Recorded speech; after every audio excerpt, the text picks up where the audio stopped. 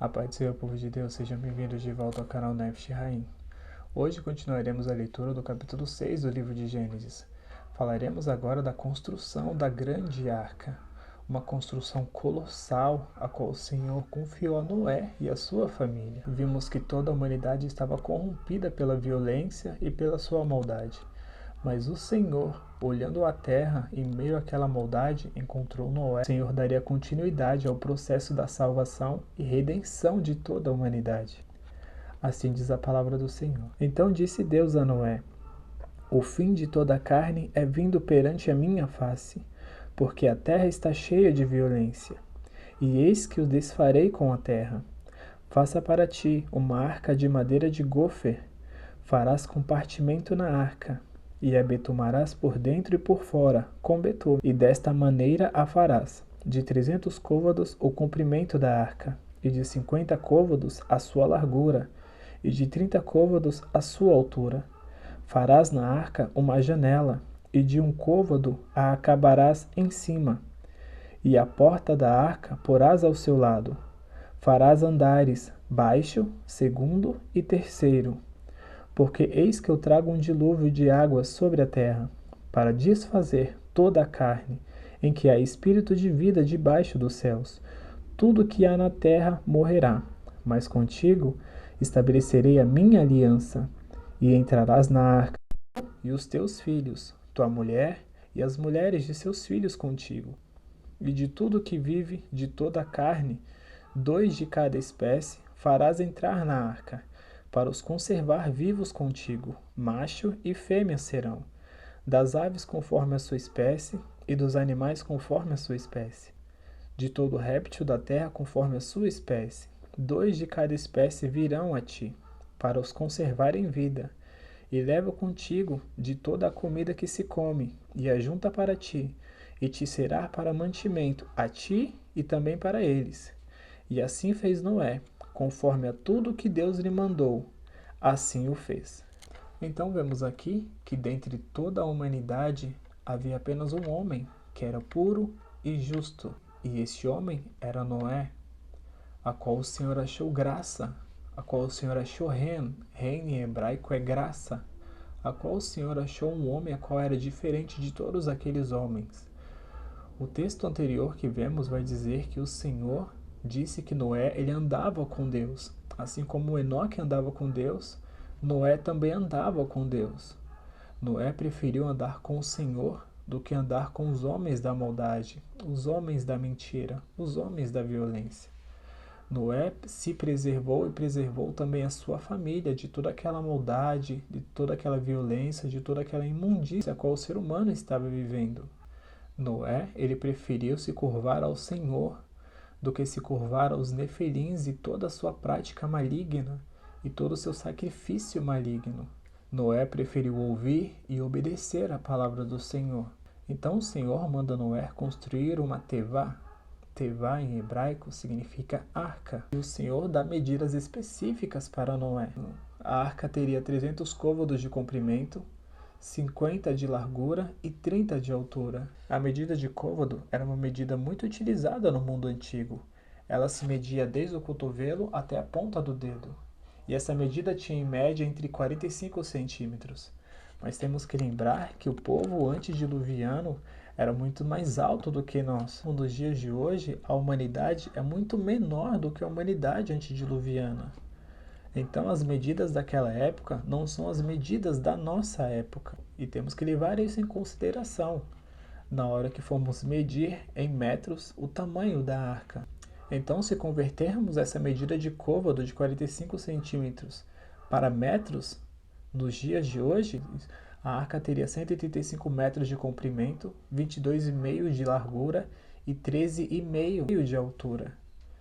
Então, mesmo nos dias de hoje, com a altura atual do ser humano, a arca foi uma construção colossal. Mas isso só nos impressiona como temos em mente o que a evolução diz, a qual o ser humano ele passou por evoluções até chegar a um estágio de inteligência. E diz que o ser humano ele foi aprendendo as coisas de uma forma devagar, que ele demorou milhares, milhões de anos até chegar a determinadas descobertas.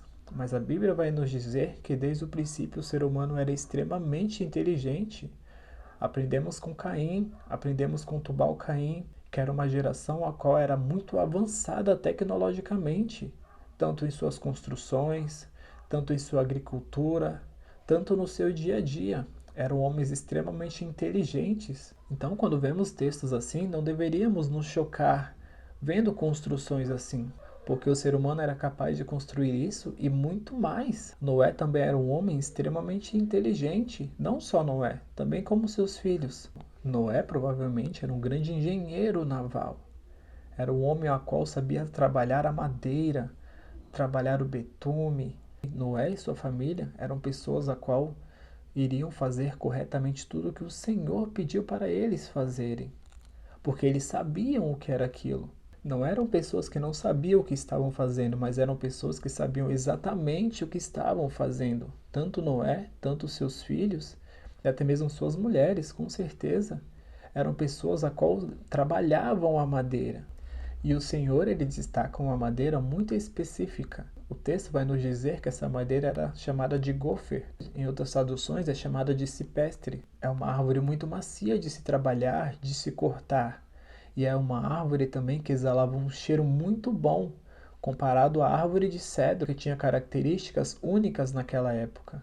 O cipestre é uma madeira a qual era muito resistente à água, a qual não se apodrecia facilmente. Então, quando o Senhor ele escolheu a madeira de cipestre, ele sabia o tempo que o dilúvio demoraria, porque o dilúvio demorou muito tempo para se cumprir.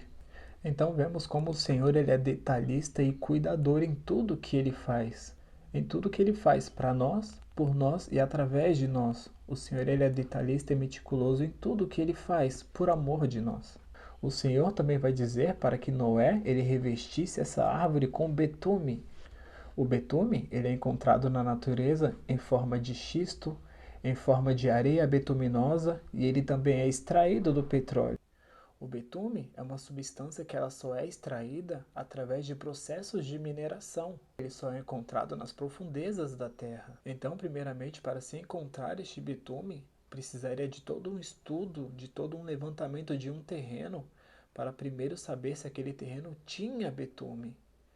Depois, teria todo um processo de extração desse betume. Depois, todo um processo de separação do betume e de outras matérias, para que depois esse betume fosse aquecido, para só depois aplicá-lo na madeira. Então vemos aqui que só o processo para começar a utilizar o betume é um processo muito grande. Então, para se utilizar o betume, foi utilizado logística, mineração, transporte, coleta, separação e o aquecimento desse material.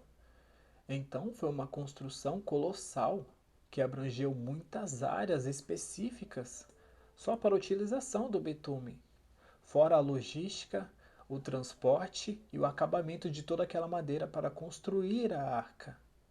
Então, foi uma coisa grandiosa, mas foram feitas por pessoas que já trabalhavam, conheciam e dominavam todas essas técnicas naquela época. Então, a arca foi um grande projeto de engenharia naval para aquela época.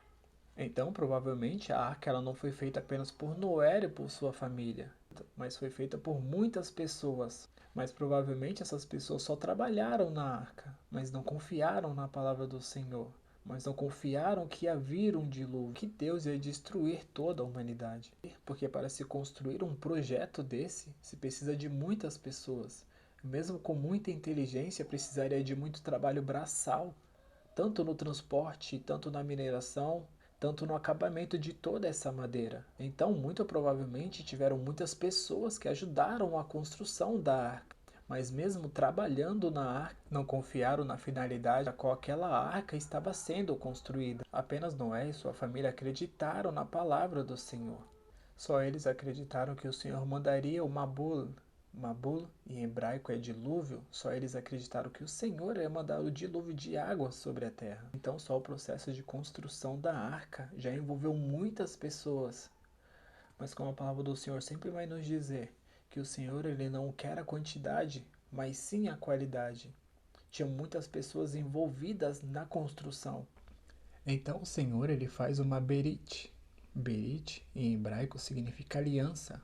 Então o Senhor faz uma aliança com Noé, uma aliança a qual salvaria ele e toda a sua família, por ele ser o único homem justo de toda aquela humanidade.